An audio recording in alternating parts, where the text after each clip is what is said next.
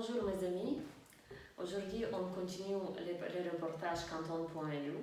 On rencontre des gens talentueux du Luxembourg, voilà, qui ont un talent, la passion, voilà, qui font une activité professionnelle exceptionnelle. Et aujourd'hui je vous présente Philippe, lieutenant. Bonjour Philippe. Bonjour Lina. Voilà, Philippe, c'est un professionnel en Reiki, luminothérapie et la hypnose. Et aujourd'hui, on va poser des questions pour connaître un peu plus sur son activité, ou on peut dire ses activités. Voilà, peut-être tu peux nous raconter déjà, pour commencer, qu'est-ce que c'est les Reiki? Le Reiki. Ok. Alors, le Reiki, en fait, c'est un outil de développement personnel qui permet de nous libérer de toutes nos émotions bloquées par rapport à notre passé. Donc, apprendre, comme on dit dans le jargon, à vider nos poubelles, à sortir nos choses du passé afin de pouvoir se sentir mieux et d'aller vers l'avant. C'est un outil de développement comme la kinésiologie, comme la sophrologie. D'accord, d'accord. Et comment ça marche, on peut dire, comment on procède dans une séance de Reiki? D'accord. Alors, en fait, bon, le Reiki, on va travailler à base d'énergie. D'accord. Donc, c'est l'énergie, la différence avec le magnétisme, c'est que c'est une énergie qu'on n'a pas en nous, c'est l'énergie qu'il y a autour de nous. Donc, c'est l'énergie de l'univers qui est illimitée. Un magnétiseur va travailler avec sa propre énergie. Donc, ici, on va apprendre à canaliser l'énergie et à pouvoir transférer l'énergie par les mains aux endroits nécessaires au niveau du corps, afin de faire sortir les émotions qui sont restées bloquées. D'accord. Donc, une durée plus ou moins d'1 heure, 1 heure et demie par séance, et un soin Reiki se fait en 4 séances pour voir vraiment une évolution et remettre le processus d'auto-guérison en place. D'accord. Est-ce qu'il faut se déshabiller? Non, pas du tout. Non. Il y a eu beaucoup de choses effectivement sur internet, donc on reste bien habillé, on se met seulement sur une table, je mets juste un petit masque pour que les gens soient vraiment dans le noir complet et vraiment on pense à faire le vide. Et voilà, et simplement pour eux, ils vont se relaxer pendant 1 heure, 1 heure et demie. Et moi, je vais simplement passer la main au niveau du corps sans toucher, juste pour sentir les endroits du corps où il y a des émotions qui sont bloquées. Et généralement, les personnes vont se libérer de ces émotions, soit par la peur, soit parce qu'ils ont des choses à dire qui vont devoir sortir. Voilà. D'accord, c'est très intéressant. Donc tu fais ça déjà depuis plus que 10 ans? Oui, tout à fait. Voilà. Et d'où ça provient le Reiki? Alors le Reiki, en fait, c'est du côté japonais, Tibet. Donc il faut savoir que ça a été redécouvert en 1922 par Mikao Usui. J'ai dit redécouvert parce que le Reiki est une énergie qui a toujours existé, de tout temps. Donc Mikao Usui s'est vraiment, mis à l'aise avec cette énergie. Il a découvert et a commencé à travailler avec et s'est rendu compte que l'énergie qui était bonne pour lui était bonne pour les autres autour. Et ça permettait justement de pouvoir se libérer, de se sentir beaucoup mieux. Et il a commencé à s'initier par rapport à ça avec cette énergie et il a de plus en plus essayé sur d'autres personnes. Et il a créé une formation qui s'appelle le Reiki Usui, de par son nom.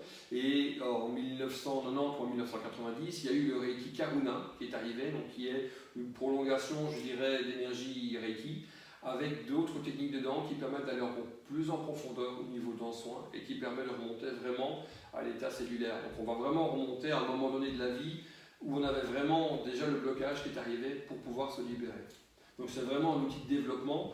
On voit la définition du Reiki, c'est guérison par l'imposition des mains, mais on parle de guérison intérieure, on ne parle pas de guérison physique.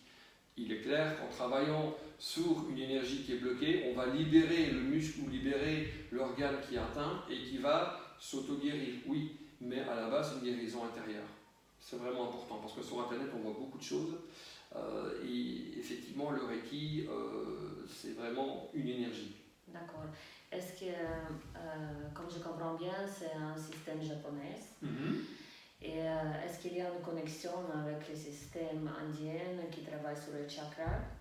Disons qu'on va travailler sur les chakras puisque effectivement c'est des points énergétiques, il y a les 7 points énergétiques, donc on va travailler dessus essentiellement au niveau de la gorge, au niveau du 3e œil, au niveau du cœur, pour les différents points, mais on va travailler à d'autres endroits aussi. Mais ces points-là sont les points les plus importants et je dirais à 90% des cas, la plupart des personnes, on va travailler sur la gorge, sur le cœur, ce sont les 2 émotions les plus bloquées généralement. Ok. Et Et à quel niveau ça agit, voilà, les traitements? Alors, ça agit au niveau émotionnel déjà. Donc, on apprend vraiment à se libérer de tout ce qui peut nous empêcher de nous sentir bien.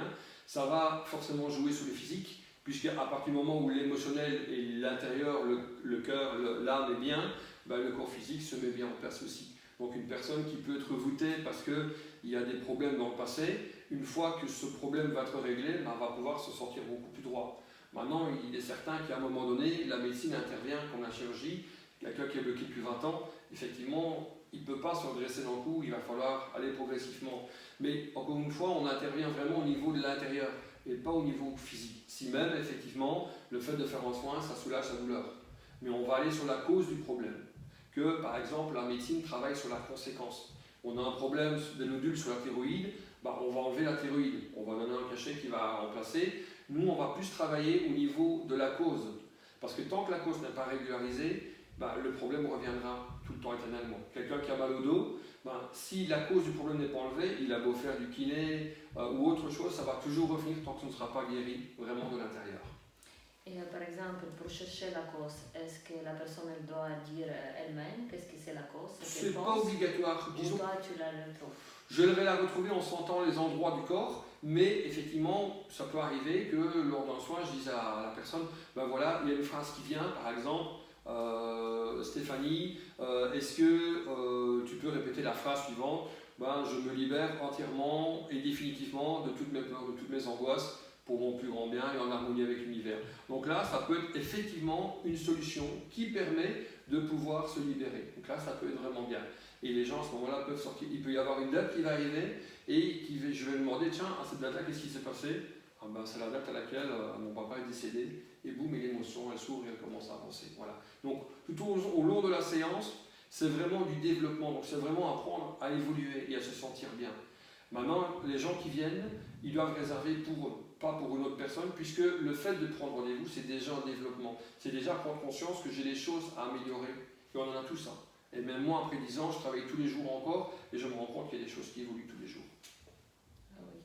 Oui, c'est très spécial, il faut le faire. Mais combien de séances il faut prendre pour moi, je dirais, guérison d'un problème? Voilà, par défaut, on démarre avec 4 séances. C'est important pour que le processus d'auto-guérison se mette en place et qu'au lieu de se retrouver directement là-bas par rapport à là, on va avancer progressivement pour se stabiliser. Puisque le but, c'est d'éviter de faire des dents de scie.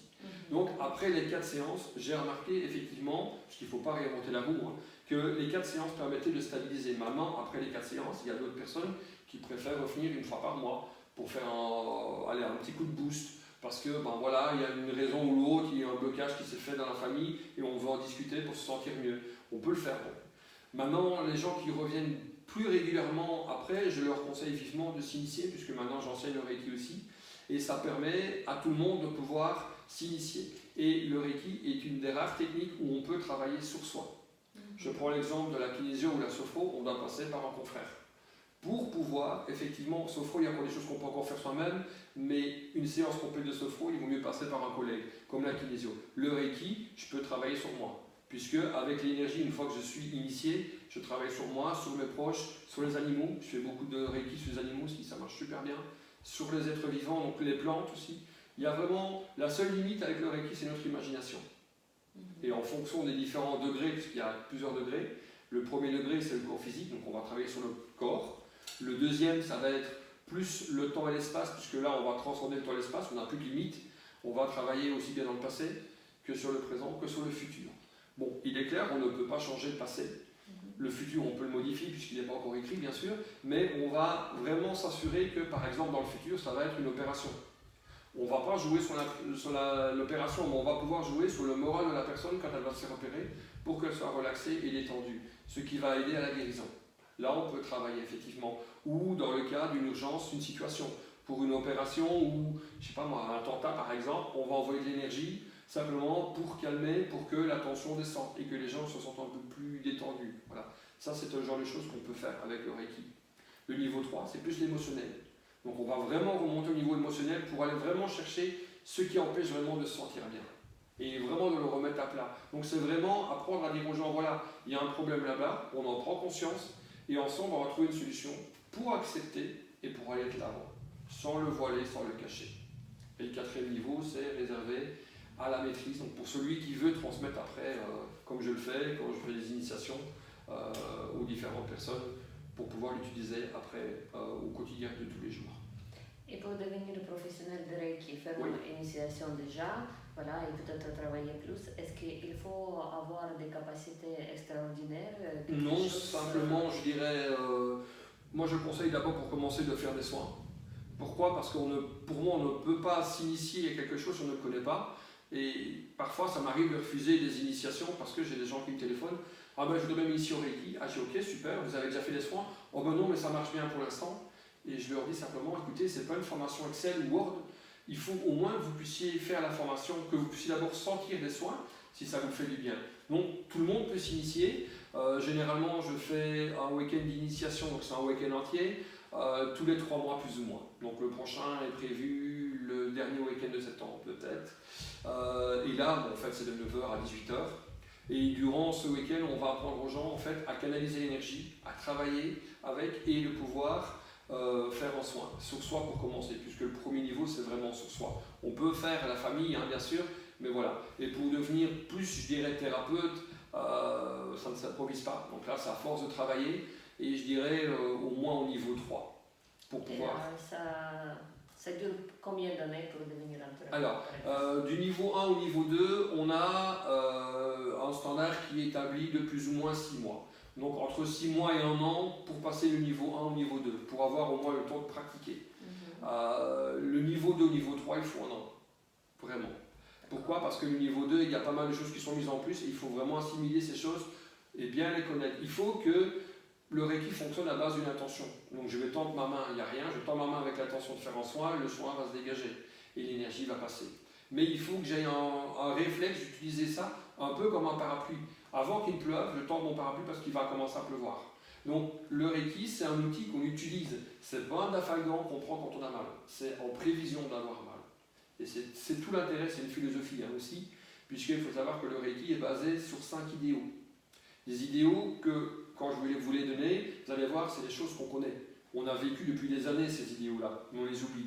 On fixe l'instant présent, donc juste aujourd'hui, je me libère de toute préoccupation, je me libère de toute colère, je vis ma vie honnêtement, je respecte la vie sous toutes ses formes et je rends grâce pour les bienfaits. Petite parenthèse, je rends grâce pour les bienfaits n'a rien à voir au niveau religion.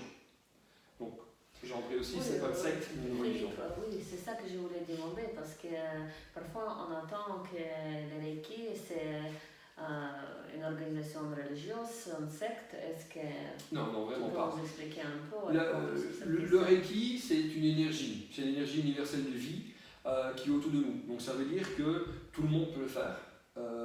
Si même nous faisons des réunions ou des soirées partage, on en parlera tout à l'heure, régulièrement pour que les gens puissent pratiquer, ce n'est pas un endroit où on se retrouve tous. Non, c'est pas de la prière, loin de là, et ça n'a rien à voir avec la religion. Donc vraiment pas, c'est pas une secte. On peut faire son initiation et si on n'a plus envie de travailler au Reiki, on n'y travaille plus. Voilà, c'est du développement personnel, vraiment, mais c'est vraiment pas une secte. Donc quand on dit je rends grâce pour les bienfaits, les 4 premiers idéaux, je les ai assimilés facilement. C'est vrai que si je me préoccupe, je ne suis pas dans l'instant présent. Je risque de me mettre en colère. Si je me mets en colère, je ne suis pas honnête. Et si je ne suis pas honnête, je ne respecte pas les autres. Par contre, le 4e et le 5e, j'ai eu dur. Parce que je me suis dit, oui, enfin bon, la religion, j'arrive à un moment donné où je m'en détache parce que il y a la religion et il y a la religion que les humains s'approprient en disant que c'est eux qui gèrent la religion. C'est encore différent.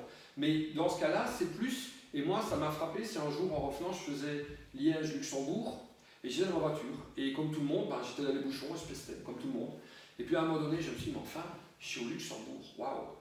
Je roule dans ma BM, c'était mon rêve de rouler en BM, et là, la pièce est tombée, et je me suis dit, en fait, c'est ça, rendre grâce pour le bienfait, c'est se dire, merci à l'univers pour ce que j'ai eu, et maintenant je prends conscience que, comme j'ai accepté ça, je peux aller vers l'avant, je peux continuer à avancer. Donc en fait, rendre grâce pour le bienfait, c'est vraiment accepter les choses qu'on a déjà eues, dire merci aux choses positives, mais merci aux choses négatives. Parce que grâce à elles, on sait qu'aujourd'hui, on ne veut plus ça. Et ça nous permet d'avancer.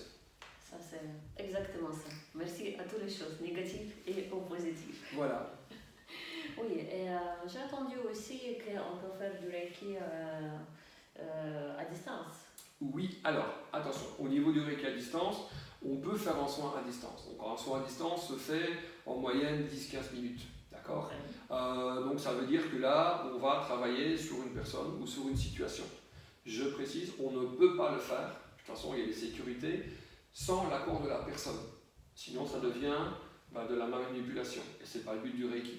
Donc on va travailler sur une personne pour par exemple une douleur, pour une opération, quelqu'un qui ne se sent vraiment pas bien. Avec son accord, on va envoyer de l'énergie, et l'énergie va aller là dans le corps où il y a besoin. Au niveau d'une situation, comme par exemple pendant l'attentat, on va envoyer de l'énergie afin que tout le monde puisse se relaxer, se détendre et éviter les tensions, par exemple. Voilà. Afin que la Terre puisse permettre, puisque tout ce que nous autour de nous, vivants, nous apporte de l'énergie. Que ce soit les arbres, que ce soit les animaux. Donc voilà, donc on vit tous en symbiose, d'une certaine façon. Et donc ça veut dire la personne avec laquelle tu travailles, elle doit être au courant que maintenant vous faites les séances de Reiki. Elle se concentre sur toi Non, justement. La personne, elle va me demander pour faire un soin à distance. Donc, moi, je le fais soit quand je fais un soin en direct, donc quand je fais mes séances de Reiki, entre 2 séances, je propose de faire des soins à distance pour que la personne se sente bien tout le reste de la semaine. Voilà. Donc, en fait, la personne n'a pas besoin de se préparer. Simplement, je lui dis, voilà, j'enverrai l'énergie de la journée. Je ne lui dis pas à quel moment. Pourquoi ? Pour ne pas que la personne soit dans l'attente en se disant « Ah, mais j'ai ressenti ou j'ai pas ressenti ». Donc, on sait que ça se fera dans la journée, je ferai le soin, mais je n'ai pas besoin que la personne soit prête.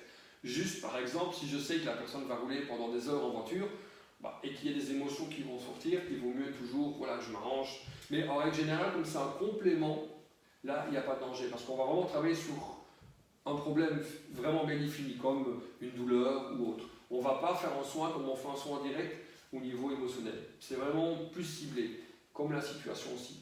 Mais par contre, on ne peut pas initier à distance. Et ça, malheureusement, sur Internet, on le voit beaucoup. Des gens qui demandent et qui proposent de faire des initiations à distance, on ne peut pas. On peut réinitier, oui. Donc ça veut dire que si le maître qui a enseigné estime que la personne a besoin de refaire une deuxième initiation, avec l'accord de la personne, on peut le refaire à distance. Là, oui. Mais on ne peut pas initier directement à distance. C'est pas possible. Il y a des principes qui sont prévus, comme j'ai vu parfois sur Internet, initiation Reiki niveau 1, niveau 2 en un week-end. C'est impossible. Techniquement, c'est impossible. On ne peut pas. Et ça devrait même être défendu parce que la personne n'est pas initiée. Pour apprendre et pour ressentir tout ce qui se passe, il y a besoin d'un week-end entier. Il faut le sentir aussi. Voilà. Et il y a un protocole qui permet de se faire en un week-end. Donc, on ne peut pas faire autrement. D'accord, d'accord. Et par exemple, aussi une question, est-ce que avec l'envoi de l'énergie à distance, est-ce que cette personne ressent quelque chose le moment-là que tu envoies de l'énergie? Voilà, que ce soit l'envoi à distance ou en direct, les ressentis vont dépendre des personnes.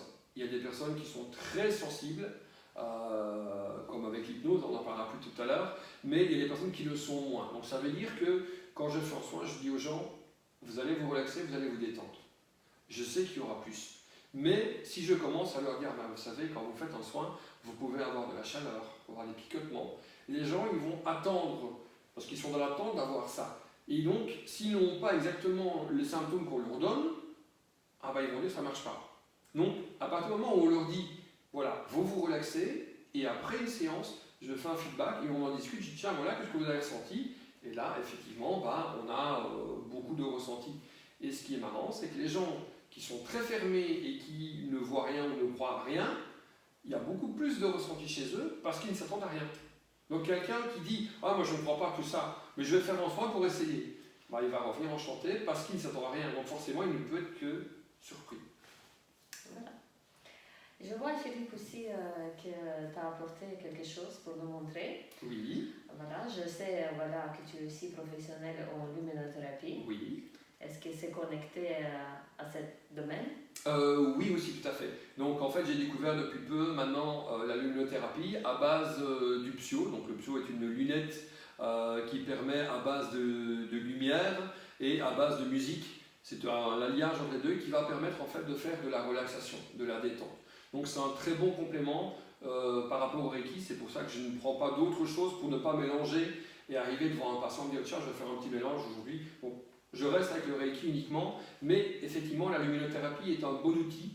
Je l'ai testé aussi lors des soins. Donc, plutôt que de mettre une petite musique relaxante, je propose aux gens, s'ils veulent, de mettre la musique directement avec la lumière. En plus, de la séance Reiki, ce qui ne fait que amplifier, puisque les gens sont encore beaucoup plus relaxés et détendus. Le principe, ouais, bien sûr. Le principe en fait du Psyo, hein, qui a été testé en clinique depuis plus de 25 ans, et d'ailleurs une des sociétés qui l'utilise est la NASA, pour ne pas le citer. Donc le principe en fait des lunettes au niveau du Psyo, ça va être simplement en fait des clignotements qui vont se faire. Donc il existe avec et sans clignotement en fonction des gens, si les personnes sont plus sensibles, par exemple avec certains types de maladies ou autres, et qui ne veulent pas, bon, quelqu'un qui fait de l'épilepsie, ben, c'est pas conseillé de mettre des lumières comme ceci. Mais voilà, on va diviser ça en 3 parties, on va dire. La première, c'est le matin. Donc on sait tous le matin que si on a du bleu, le ciel il est bleu, on est souriant, on est de bonne humeur, on est en forme. Quand c'est l'hiver, c'est moins bien. Donc c'est généralement, je dirais, les dépressions saisonnières qui reviennent. Et par exemple, avec le Psyo, on va pouvoir travailler là-dessus. Ça va envoyer de la mélatonine, donc la lumière bleue, qui va vraiment puceler et qui va vraiment aller directement au niveau du cerveau, des endroits où il faut, pour donner cette motivation et cette envie. L'après-midi, on fait des tours de sieste. Donc vous avez une grosse réunion, vous êtes fatigué, vous voulez vous relaxer, vous mettez 7 minutes dans le canapé, vous mettez ça avec la musique, vous allez avoir un coup de punch comme si vous aviez dormi 2 heures. C'est vraiment pareil. Et le soir, c'est essentiellement de la relaxation. Et là, ça va travailler avec de la musique, mais aussi avec des paroles un peu comme de la sophrologie. Donc c'est plus un sophrologue qui parle et qui va vous dire maintenant, vous allez vous détendre, vous allez vous relaxer. Et ça va vraiment permettre de travailler même aussi certaines thérapies comme les acouphènes, comme la fibromyalgie, comme arrêter de fumer, arrêter de boire. Donc ce sont des séances qu'on peut faire avec le Psyo qui nous permettent d'aller très loin. Et donc maintenant, je suis agréé ici au Luxembourg comme revendeur pour le Psyo. Voilà. Et je propose, voilà, n'hésitez pas à l'essayer, c'est vraiment quelque chose qui est très très intéressant. Et est-ce qu'il faut avoir des yeux fermés ou ouverts quand... Alors, c'est un choix. Les deux sont possibles. Le matin, c'est mieux les yeux ouverts, bien sûr, parce que ça va encore aller plus loin. Les sensations ne sont pas les mêmes. Donc, en le faisant les yeux fermés, on va peut-être plus, quand c'est la relaxation, on va plus rentrer encore plus en profondeur, vraiment pour se détendre. Mais par moment, il vous demande d'ouvrir les yeux. Vous les ouvrez, vous allez voir que la lumière, en fait, peut paraître un petit peu au début dure, mais c'est vraiment pour vous amener par un chemin pour arriver en fait à vous faire lâcher prise. Vous avez des histoires qui sont racontées, vous allez avoir 4-5 histoires mélangées, parce qu'on sait que l'être humain ne peut pas arriver à capter 4 histoires en même temps. Et donc ça vous oblige à faire un focus ailleurs pour lâcher prise. Et vous vous détendez, vous êtes relaxé. Donc c'est un très bon complément au niveau du Reiki, et c'est pour ça que je le propose à tous mes patients de pouvoir l'acquérir, parce qu'ils peuvent l'utiliser. Personnellement, moi je l'ai avec moi dans la voiture tout le temps, je vais au travail, après une réunion, ou le soir je remonte chez mes parents, il est trop tard, je suis fatigué, je me fais la luminothérapie pendant quelques minutes, ça me relaxe. Voilà. Et par exemple, tu viens de parler des programmes différents. Oui. Est-ce que la musique est inclue dans les... Voilà, donc en fait il y a plus de 300 programmes qui sont disponibles. Déjà dans les... Par dedans, il y en a une dizaine qui sont mis dedans, en fonction des modèles qu'on prend, mais on peut en télécharger bien sûr. Et en fait, la musique, elle est synchronisée avec la lumière. Donc c'est pour ça que quand la musique va aller fort, la lumière va être beaucoup plus forte, et ça va vraiment varier, et c'est vraiment le but d'apprendre à faire de la relaxation. Pour les personnes qui ne dorment pas bien la nuit, par exemple, ça leur permet de pouvoir s'endormir beaucoup plus facilement. Ok. Et donc ça, c'est l'écouter plutôt prophylactique. Donc ça veut dire c'est bien de le faire de temps en temps ou il faut vraiment faire tous les jours Ça va être un peu le choix de la personne. Si elle a envie, elle peut le faire régulièrement. Maintenant, si c'est juste pour se booster un coup le matin, par exemple, ou l'après-midi, on peut le faire occasionnellement. Maintenant, dans le cas où on fait une thérapie, comme par exemple arrêter de fumer ou arrêter de boire, là c'est bien de le faire régulièrement pour aller un peu plus loin en profondeur le temps que tout soit mis en place. Ah oui. Voilà, c'est super intéressant, on découvre de nouvelles choses aujourd'hui, n'est-ce pas? Merci Philippe. Merci également. Et quels sont tes projets pour l'avenir? Alors, les projets pour l'avenir, il va y avoir la création d'un centre de bien-être qui est en projet depuis quelques temps. Centre de bien-être, mais je veux l'élargir à plusieurs professions pour que tous les personnels du bien-être puissent venir dans ce centre, et on aurait une partie qui serait réservée pour toutes les personnes qui sont dans le besoin. Donc je pense aux gens qui sont sans boulot, sans emploi, sans moyens, Et là, bon, ce serait l'idée d'avoir l'aide de l'État pour qu'ils puissent prendre en charge cette partie-là et offrir à ces personnes-là des soins en bien-être pour justement arriver à se sentir mieux, à prendre conscience et pouvoir évoluer. Parce que je pense que dans ce moment-là, c'est ce qu'ils ont besoin, c'est de l'aide et pas toujours de l'argent pour les inciter à descendre encore un peu plus bas. Donc ça, c'est un projet. Le deuxième étant de pouvoir proposer dans toutes les sociétés ici au Luxembourg, puisque bientôt, on va avoir l'obligation d'avoir une pièce réservée au bien-être au Luxembourg, c'est de proposer une prestation d'une journée par mois ou par semaine où je pourrais proposer des soins, Reiki ou d'hypnose, et éventuellement laisser des psios là-bas. Comme ça, les gens, ils peuvent se relaxer, ils ont 10 minutes, je vais me faire 7 minutes de relaxation, ça va me faire du bien, un turbo sieste, voilà. Ou par exemple, j'ai envie de faire un soin, je vais faire un soin Reiki directement dans la société. Et là, c'est l'employeur qui va payer et les employés l'auront gratuitement. Ça, c'est le projet qui est en cours et j'essaye d'avancer doucement, mais la journée, je travaille dans l'informatique pour payer les factures, comme on dit. Mais l'objectif étant de faire ça à temps plein assez rapidement. Voilà. D'accord, d'accord. Pour les gens qui sont intéressés Oui. de s'initier ou peut-être prendre découvrir. rendez-vous, découvrir, Voilà. est-ce que tu as un cabinet? Oui, donc j'ai mon cabinet qui est à mon domicile, à Chifflange, donc près de Esch. Et disons que les soins sont actuellement dispensés en soirée. Donc le mardi, le mercredi, le jeudi et le vendredi, j'ai mis un soin à 19h et le deuxième à 20h40. Ce qui laisse le temps entre deux soins si ça déborde un petit peu. Le lundi étant réservé pour la luminothérapie pour l'instant. Donc là, il y a 19h, 20h et 21h.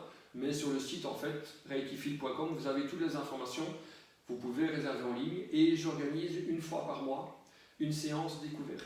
Au cours de cette séance, je fais venir les gens qui sont déjà initiés, que j'ai initiés au niveau Reiki, ou qui sont initiés par d'autres maîtres aussi, puisque je dirais on est tous confrères, pour moi il n'y a pas de restriction. Et donc en fait voilà, je fais venir ces gens-là et je leur demande de venir avec des invités, des gens qui ne connaissent pas le Reiki, et on va en profiter pour leur faire découvrir lors de la soirée le Reiki, l'hypnose et la luminothérapie. Comme ça, ils peuvent avoir un mini-soin d'1 quart d'heure. C'est juste pour découvrir, donc c'est la façon de relaxation et c'est pour inciter les gens à pouvoir faire des soins derrière. Et la prochaine séance est prévue samedi prochain, donc le 3 à 20h. Réservation, je ne vais pas dire obligatoire, mais vivement conseillée pour que je puisse savoir le nombre de personnes. Bien sûr, bien voilà. sûr. On est en moyenne une vingtaine plus ou moins chaque mois maintenant. On a démarré à 2 avec mon premier initié. Et là, on faisait des soins nous deux, et puis là, on a commencé à avoir de plus en plus de monde. Voilà. Donc, je pense que le côté Reiki, des gens sont ouverts, tout le monde ne connaît pas, donc on est un peu méfiant. Maintenant, le fait d'avoir la luminothérapie et l'hypnose permet justement de faire venir les gens. Et lors de la soirée, ils vont découvrir le Reiki. Et je pense que si dans chaque foyer, tout le monde, il pouvait avoir une personne initiée au Reiki, on pourrait supprimer le côté médical.